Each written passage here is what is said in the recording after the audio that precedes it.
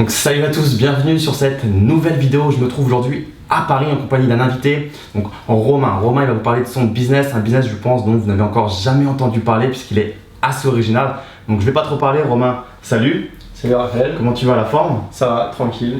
Nickel, super. Alors est-ce que tu peux nous dire quel est ton business, te présenter rapidement, comment tu t'appelles, quel âge tu as, ce que tu fais dans la vie et quel est ton business? Alors déjà, je m'appelle Romain, j'ai 26 ans et depuis à peu près 2 ans, je fais de la location de voitures entre particuliers. Ok. Donc j'ai un parc de voitures que je loue à des particuliers tous les week-ends.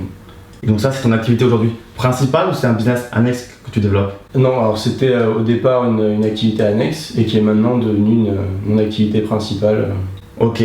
Donc pour fixer dès le début un petit peu de la vidéo les choses, combien de véhicules tu as aujourd'hui qui tournent?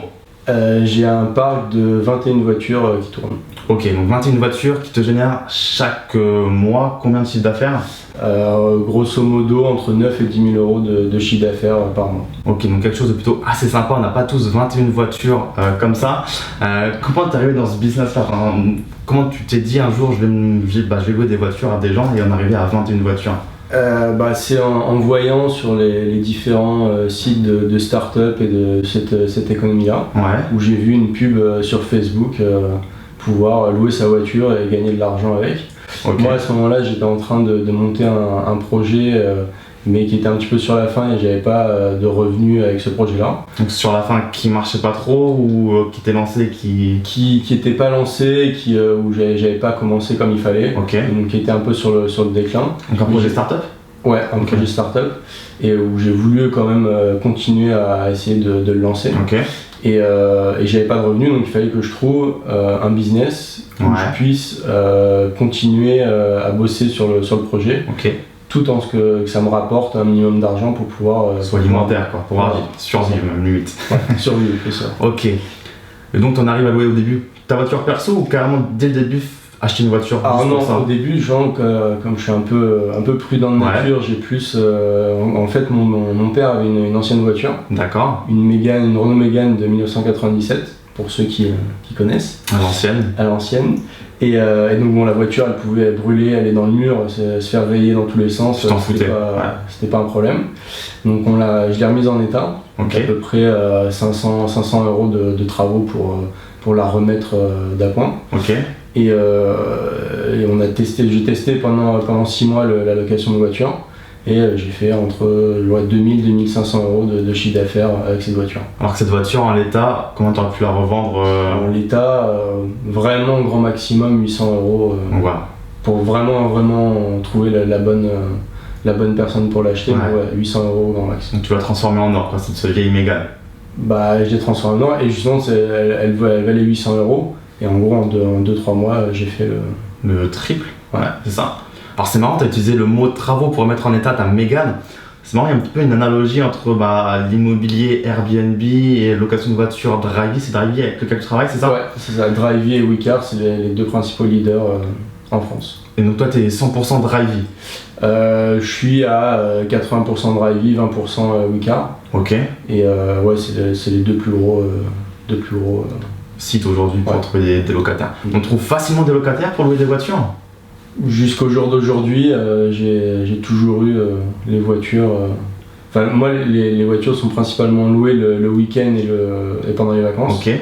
Et je suis rempli à 100%, à 95% pour quand il y a une voiture au garage ou qu'il y a des soucis de locataires qui annulent au dernier moment. Ça peut arriver des imprévus quoi. Ouais, quand il arrive des imprévus. Et c'est loué. Tout est parti sur un week-end. Ouais. Donc on rappelle, on tourne la vidéo à Paris, mais tu es de Paris, c'est ça? Ouais. Donc tes 21 véhicules sont à Paris. Ouais. Et donc les gens qui viennent te voir, c'est quoi comme profil? C'est des gens qui restent à Paris? C'est des gens qui partent avec les voitures? Il y a tout, tu peux avoir le couple nouveaux étudiants qui va aller chercher des meubles à Ikea pour pouvoir les ramener, qui n'a pas de voiture et qui a besoin de ramener un lit, une table, une commode. Plus économique que de louer les utilitaires, les camions à 30 € prix d'appel et tu te retrouves à 150 € à la fin, parce que tu es en retard et que tu peux pas rendre le véhicule. On connaît tous. Tu as aussi des groupes de potes qui partent en week-end en Normandie. Paris-Normandie, petite voiture, qui ont besoin d'une voiture pour y aller, plutôt que de prendre le train, c'est moins cher pour eux. C'est vrai. Et c'est surtout aussi plus flexible de pouvoir partir le vendredi soir et de revenir le dimanche soir tranquillement. Et pas avoir se stresser avec le train, les horaires de train, etc. T'as aussi des gens qui partent, par exemple des retraités, qui vont partir en dehors des vacances scolaires et qui vont partir une semaine, 2 semaines en vacances. Ah ouais, donc t'as vraiment tout type de profil en fait. Ouais, c'est assez mélangé comme profil. Et en termes de durée de location moyenne, là, donc tu parles de week-end, tu parles de vacances, tu viens de me parler du couple de retraités qui est parti 2 semaines avec. Les gens louent quoi du coup 2 jours, 2 semaines Alors, c'est quoi la moyenne en général? On va dire le plus gros de la délocation, c'est les vacances scolaires et les week-ends. Donc une semaine pour les vacances scolaires, 2 semaines des fois. Voilà, vraiment pendant les vacances scolaires, c'est rempli du vendredi soir au dimanche soir des vacances. Et c'est rempli avec plusieurs locataires ou c'est parfois rempli qu'avec qu'un seul locataire? Non, pour 2 semaines. Ça peut être rempli avec un seul locataire ou plusieurs locataires qui vont faire une semaine chacun, voire même 3 locataires qui vont faire des grosses distances sur les 3 week-ends, ce qui est équivalent à faire une location de 2 semaines pour nous. Ok, donc niveau turnover, finalement c'est pas quelque chose d'assez lourd dans le sens où c'est pas tous les 2 jours ou tous les jours tu as un retour, un check-in, check-out, je sais pas si on peut dire ça comme ça. Ouais, si, c'est exactement comme ça que tu dis aussi, Parce que justement, on est à Paris, on le répète, c'est 21 véhicules. Où est-ce qu'ils stationnent, où est-ce qu'ils dorment Alors moi, je les stationne dans la rue. Dans la rue, donc t'as une rue où t'as les 21, c'est quoi ton voiture en fait? C'est des monospaces. Que des monospaces? Ouais, que des monospaces, 5 ou 7 places. Et justement, c'est ça qui plaît aux locataires. Surtout, on me disait tout à l'heure, je te parlais des groupes de potes par exemple qui veulent partir en Normandie. Tu prends à 7 billets de train ou une voiture à 7, le prix ça n'a rien à voir. Ça s'en va, Et donc c'est beaucoup plus rentable pour eux de prendre une voiture que d'avoir à prendre chacun le train. Combien tu loues à la journée cette Mégane? Alors les monospaces, la Mégane c'était donc la première voiture que maintenant j'ai plus, que j'ai revendue. Et donc maintenant les monospaces c'est entre 50 et 70 € la journée. Pour 100 km parcourus. Et après les prix varient suivant, si tu es par exemple en janvier, tu as beaucoup moins de locations donc tu vas baisser les prix. Mais par contre là par exemple en ce moment on est en juillet, carton là. C'est les prix augmentent toutes les semaines. Là t'as aucun véhicule là. Non. Parce que vacances d'été c'est pareil, c'est toute la semaine là, ça part, ça vient. J'ai sur les 20 véhicules, je dois en avoir 3-4 qui sont partis pendant un mois. Donc ça c'est cool. Il y a 2-3 jours pour les... C'est ultra passif quoi. Après, il y en a 2 ou 3 où c'est plus des véhicules qui sont partis le week-end. Parce que les locataires n'ont pas forcément pris le temps de faire les locations. Et que moi, j'ai aussi voulu tirer un petit peu pour pouvoir avoir la meilleure rentabilité. Tu montes un peu tes prix quoi. Je monte les prix et surtout les demandes, je les sélectionne. Donc j'ai toujours 2-3 voitures qui sont un peu moins louées. Mais au cas où, je peux avoir une grosse location qui tombe au dernier moment. Et donc ça rentabilise le fait de garder les autres véhicules. C'est ça. De toute manière, je sais qu'ils vont partir le week-end. Tu me parlais de 100 km inclus dans chaque véhicule, comment ça se passe s'ils font plus? Parce que 100 km, si le groupe de potes fait un Paris-Normandie, ils sont fumés direct. Alors en fait, quand ils font une demande de location, ils estiment le kilométrage qu'ils vont utiliser. Ils remplissent déjà sur leur demande. C'est ça. Et donc après, s'ils en font plus, ils ont un prix à payer. Au kilomètre? Pour moi c'est 10 centimes au kilomètre par ce qui n'est pas cher non plus. En plus. Donc tu peux comme ça faire l'ajustement à la fin de la location.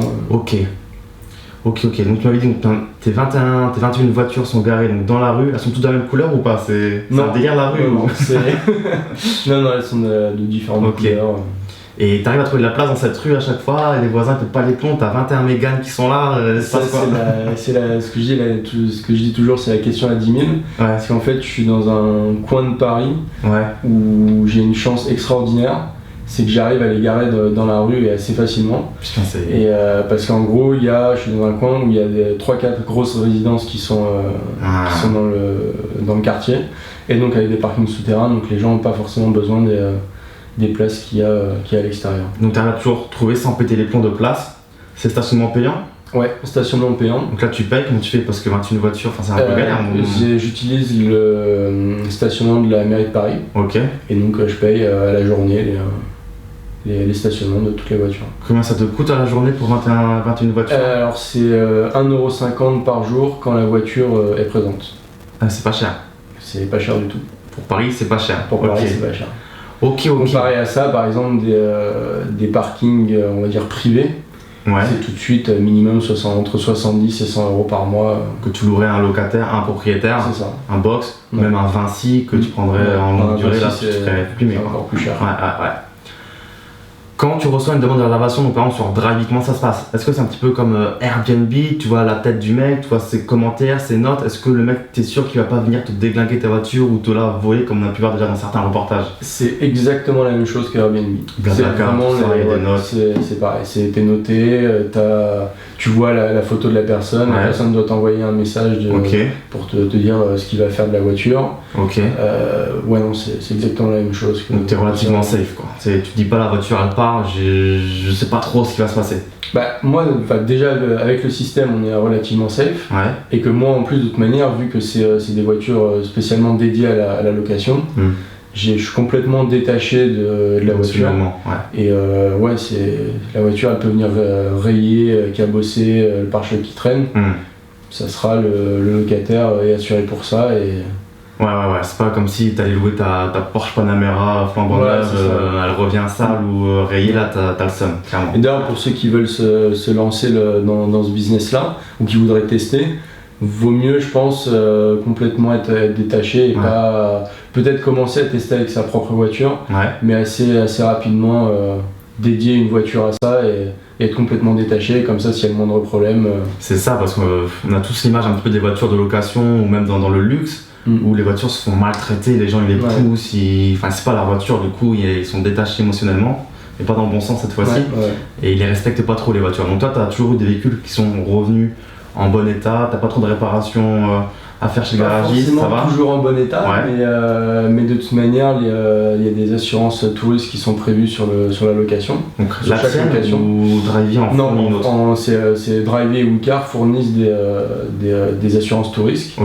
Et donc s'il y a des rayures ou un accident, c'est l'assurance qui prend en charge les réparations, avec une franchise pour le locataire. Et est-ce qu'elle prend vraiment en charge les réparations? C'est toujours un petit peu la question que les assurances, on dit que ça couvre, mais au final, dès qu'on a un peu une galère... Maintenant, avec l'expérience, au début, il faut vraiment être bien carré pour faire l'état des lieux de la voiture, bien déclarer toutes les différentes rayures qu'il peut y avoir, et être bien carré là-dessus, pour qu'après, justement, au cas où il y a un gros problème, pouvoir être totalement flexible et pouvoir dire, moi la voiture était dans tel état, elle est revenue dans tel état. Donc il y a un litige, après et on voit avec Drivey ou Wicar comment faire la réparation. Parce que du coup, tu as l'assurance Drivey, mais tu as aussi quand même la tienne. Tu assures ta voiture aussi? Toutes les voitures doivent être assurées normalement comme toi quand tu as une voiture, comme tout le monde. Et en plus, elles sont doublement assurées pendant chaque durée de location. C'est une assurance tout risque que Drivey et Wicar ont avec leurs partenaires. Et qui assure les locataires durant toute la durée de la location. Ok, parfait. Comment ça se passe pour un petit peu ce qui est la remise des clés? Tu as 21 voitures, est-ce que tu passes ta vie à donner des clés de voiture, faire un état de lieu pour voir si c'est propre, pas rayé, à récupérer les clés, à revérifier si c'est pas rayé? Hop, pardon pour le petit bruit. Comment tu fais? Le cash, les cautions, est-ce qu'il y a des cautions aussi? Alors non, justement, c'est ça aussi qui est énorme avec Drivey et Wicar, c'est qu'en gros c'est le tiers de confiance. Et c'est eux qui gèrent toute la partie, on va dire, argent, financière, cash. Et donc c'est eux qui prennent les garanties. Et moi j'ai vraiment juste à gérer le parc de véhicules et les locataires. Ok, donc supposons, tu as un locataire, il arrive, il veut louer, il va sur la plateforme, il te trouve, il envoie une demande avec un petit message de ce qu'il veut faire. Avec la voiture, combien de temps il la veut, combien de personnes aussi peut-être? Non, même pas? Oui, parce que moi comme j'ai des 5 places et des 7 places, souvent après s'ils ne le précisent pas, je leur demande bien valider leur demande, et que s'ils sont 7 qui font une demande sur une voiture de 5 places, Ce qui est arrivé d'ailleurs il n'y a pas longtemps. Où là par contre la personne en gros s'est trompée de véhicule. Et ils sont arrivés devant la voiture, ils étaient 7. La voiture 5 places. Le locataire m'a pas posé de questions plus que ça. Et donc moi je suis désolé, mais la réservation était pour 5 places. C'était bien marqué 5 places. Mais c'est pas de ta faute. Et il y en a 2 qui ont pris le train pour les rejoindre au week-end. Ça c'est pas cool. C'est les imprévus qui peuvent arriver. Parce que le prix est différent en plus pour la 5 et la 7 places. Ok. Donc ok, le mec qui réserve, donc tu dis oui, tu dis non, t'as le choix. C'est une demande. Tu dis oui, le mec a payé en ligne. Il a déposé sa caution en ligne aussi. C'est une caution de l'ordre de combien pour un véhicule en général? C'est cher, c'est 2000, c'est quoi? C'est une empreinte bancaire? C'est pas c'est une empreinte bancaire, donc avec une franchise. Tu as 3 niveaux de franchise. Donc la première c'est 800 €, donc c'est où tu fais pas de rachat de franchise. Tu as la possibilité de faire des rachats de franchise. Deuxième niveau, c'est tu as une franchise, tu la réduis à 150 €. Et troisième niveau, tu la réduis à 0. D'accord, ok. Donc là ils ont le choix entre les trois. C'est ça. Ok. Donc le véhicule est loué, la caution est déposée. Dravi prend combien de commission? Dravi prend 30%. Donc côté propriétaire, tu prends 30% sur ce que tu es censé toucher? Ouais, c'est ça. Donc par exemple, le locataire va lui payer 100 €. Moi, je vais en toucher 70. Et combien paye le locataire? Il paye vraiment que 100 €? Il a aussi des frais de son côté? Non, lui, il paye 100 €. Il paye, s'il veut faire les rachats de franchise, il paye en plus suivant le rachat qu'il veut faire. Mais sinon, le Dravi touche 100 € et moi me reverse 70%, donc 70 €. Ok. Donc la voiture est louée, comment ça se passe au niveau des papiers, peut-être permis de conduire, des choses comme ça? Est-ce que c'est la plateforme qui gère ces documents-là ou est-ce que tu as à les demander lors d'un check-in ou j'en sais rien? Alors tu as deux possibilités, parce qu'en fait on n'en a pas parlé, mais que ce soit sur Dravi ou sur Wecar, tu as un système, donc sur Dravi c'est Dravi Open, sur Wecar c'est Wecar Connect, donc qui permet aux locataires d'ouvrir et de fermer le véhicule à l'aide de leur téléphone portable. Donc, ça veut dire quoi? Ça veut dire que je peux ne jamais être là pour faire les locations. En tout cas pour accueillir le locataire ou quand il revient. Donc tu dis au mec la voiture elle est là, elle est garée là, tu l'ouvres à distance avec ton téléphone? J'ai même pas besoin de lui dire où est la voiture. 1 heure avant, il reçoit un mail avec la voiture, avec l'adresse de la voiture. Et pendant toute l'heure avant la location, il peut, à l'aide des applications de Dravi et Wecar, il peut voir où est la voiture sur une map pour pouvoir se rendre à la voiture. Donc ça tu mets à jour la carte en temps réel parce que tu la gardes pas forcément non plus au même endroit. Non, en gros c'est le boîtier qui est installé sur la voiture qui a un GPS, qui a un traceur GPS et qui permet d'avoir la position de la voiture. Comme quand on va sur Maps sur le téléphone, ça où on est, là c'est pareil, il y a un traceur dans la voiture. C'est ça. Donc tout est relié un peu au tableau de bord ou c'est vraiment un appareil interne qui est scotché dans... Non, c'est un boîtier qui est installé, qui est installé dans la voiture par Dravi et Wecar. Comme le truc d'espion dans les films d'action, on colle un boîtier, on sait le... on peut pas l'enlever et le remettre. C'est un boîtier qui s'installe dans la voiture et qui est énorme. Qui est définitif, on va dire. Sinon il faut qu'un technicien vienne pour pouvoir l'enlever. Tout en sachant que pour ceux qui sont férus de vie privée, etc., que dès que la location commence, évidemment le GPS est coupé et donc on ne peut pas savoir où va le mec, où va le locataire, on ne peut pas le suivre à la trace comme tu dis tracker GPS comme gestion, donc ça c'est au niveau de la vie privée. C'est bien fait. C'est vraiment, ils ont vraiment pensé à tout. Qui t'installe ça? C'est Wecar directement comme un technicien gratuitement? Comment ça se passe? Ouais, c'est ça. Alors donc que ce soit Dravi ou Wecar, tu prends rendez-vous avec un technicien et il vient t'installer en 2 heures, 2 heures et demie le système. Sur le véhicule, et c'est gratuit? Sur le véhicule. Alors non, l'installation est gratuite, mais après tu as des frais de service tous les mois. Et donc c'est de l'ordre de 30 € par mois. Et par véhicule. Sachant que quand après tu commences à avoir pas mal de véhicules, ils te font des réductions évidemment. C'est dégressif. Ok, donc le locataire a accès pendant un certain temps à la position du véhicule jusqu'à ce qu'il check-in tout seul. Il a accès en gros sur l'application, 1 heure avant il a accès à la position de la voiture pour se rendre à à la voiture. Donc tu le vois pas, il n'y a pas de délire d'état des lieux des rayures, il n'y a pas de délire montre-moi ton permis, il n'y a pas tout ça. Non, en fait le permis est déjà, le locataire doit déjà le vérifier avant sur la plateforme et aussi sur l'application. Ok. Donc l'application demande de prendre le permis en photo recto verso. Après ça va chez Drive ou chez Wicar qui eux vérifient le permis, savoir s'il est bon, s'il est valide, etc. Et qui après donne accès au locataire, au véhicule. Et l'état des lieux, là, c'est un petit peu peut-être plus... Alors l'état des lieux, moi, de mon côté propriétaire, je fais un état des lieux avant la location. Ok. Et ce qui est bien fait, c'est que sur l'application, on peut voir directement un schéma de la voiture, donc les 4 phases de la voiture. Ah, propre, en 3D et tout. Ouais, et avoir les dégâts que je peux renseigner avec photo. Et donc le locataire, quand il vient dans la voiture, va faire le tour de la voiture tout seul. Et s'il y a des choses, des rayures, des impacts qui ne sont pas signalés, va pouvoir prendre une photo et rajouter Donc c'est vraiment très bien pensé. Ça sur l'application. Ok. Donc le mec prend la voiture, s'en va, il revient, il la dépose à l'adresse où il l'a prise. C'est ça, pour moi en tout cas à l'adresse ou dans les rues avoisinantes. C'est géolocalisé donc tu sais où elle est. Ouais, c'est tout. Et après moi donc à la fin de la location, moi aussi je reçois quand le locataire a fermé la voiture, je reçois un mail avec la position de la voiture pour pouvoir la retrouver.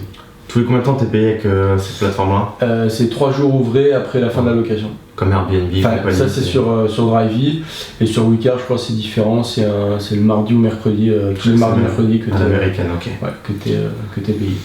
Comment quelqu'un qui nous regarde aujourd'hui pourrait un peu commencer peut-être ce business aussi, de se dire bah je sais pas, j'ai peut-être une voiture ou est-ce que tu as peut-être un ou deux conseils rapides à nous donner? Le conseil que je donne à toutes les personnes à qui je parle de ce business, c'est vraiment, à la limite, même si vous n'avez pas de voiture, prenez une photo d'une voiture dans la rue, vous faites bien attention de cacher la plaque d'immatriculation, vous la mettez sur Drivey ou Wicar, et vous verrez que si vous mettez un prix, mettez un prix assez bas, et vous verrez que ça part. Ça part dans la semaine, vous avez votre voiture vous avez des demandes pour la louer. C'est incroyable. Ok. Sans aucun problème. Après, ça dépend aussi de la localisation de là où vous êtes, mais franchement, il y a tellement de demandes que. Ok. Toi, ta stratégie avec tout ça, c'est quoi aujourd'hui? On t'a dit que tu nous fais 10 000 € de chiffre d'affaires par mois. Quelle est ta stratégie? Parce que c'est un petit peu différent de l'immobilier où on achète un bien qui se valorise avec le temps. Là, tu achètes un bien qui se dévalorise, ça reste une voiture, ça prend des kilomètres, ça se fait peut-être pas respecter pendant les conduites. C'est quoi ta stratégie? Est-ce que tu comptes développer ton parc automobile? Est-ce que tu comptes investir tout l'argent ailleurs? C'est quoi ta stratégie? Alors pour le moment, donc mon objectif c'était d'arriver à 20 voitures. Ok. Une de plus. 21 c'était la bonne affaire qu'il fallait pas louper. Donc, on dit toujours ça. C'est ce qu'on me dit toujours 20, 21, bon bah maintenant tu vas aller jusqu'à 25. C'est dangereux. C'est dangereux mais tant mieux quoi, tant que ça marche, ça rapporte, autant continuer. Et donc c'est soit continuer à acheter de plus en plus de voitures. Mais par contre à développer le business avec des associés pour pouvoir maintenant 21 voitures à gérer tout seul, ça commence à être ça prend pas mal de temps. Ou soit après ça serait de complètement automatiser un maximum ce business là et après partir sur de l'immobilier ou sur d'autres business comme par exemple de la formation pourquoi pas, pour amener les gens, accompagner les gens à rentrer dans ce business-là et au lieu de, même si on peut penser que c'est un business où j'ai une voiture, je la mets en location et je gagne de l'argent, oui tout le monde peut le faire, mais moi en tout cas avec l'expérience que je peux avoir, acheter les bonnes voitures, acheter les bonnes affaires. Achète pas n'importe quoi. Avoir un pricing qui est un très bon pricing par rapport à la concurrence. Et c'est en gros avoir les petits conseils qui font que c'est rentable. Et que surtout ça soit rentable tout de suite et pas perdre des 1000, 2000 € dans l'achat d'une voiture trop chère et voilà. Comme dans l'immobilier quoi, une erreur ça peut coûter beaucoup d'argent, mais là c'est pareil, c'est un mauvais véhicule, c'est marrant, c'est vraiment tous les gros principes de l'immobilier sont applicables à la location de voitures entre particuliers. Alors du coup tu as un blog sur lequel tu parles un petit peu de tout ça, est-ce que tu peux nous dire l'adresse et qu'est-ce qu'on y retrouve dessus? C'est businessparticulier.fr Et donc c'est une succession d'articles où je donne des conseils, comment bien acheter une voiture, quoi regarder quand on achète une voiture, quand vous l'avez acheté, quels sont les documents à bien avoir quand vous allez à la préfecture pour pouvoir enregistrer votre voiture, comment faire votre annonce sur Driveo, sur Wicar, comment gérer un imprévu, une location, un litige. Donc voilà, c'est tout, c'est de l'accompagnement. De A à Z, comment monter le business, en gros, c'est ça l'idée. Ok, je mettrai ci-dessous dans la barre de description l'adresse du blog de Romain pour que vous puissiez aller voir tout ça. Je sais pas si tu as autre chose à rajouter ou pas. Non, moi je pense qu'on a, tout est bon.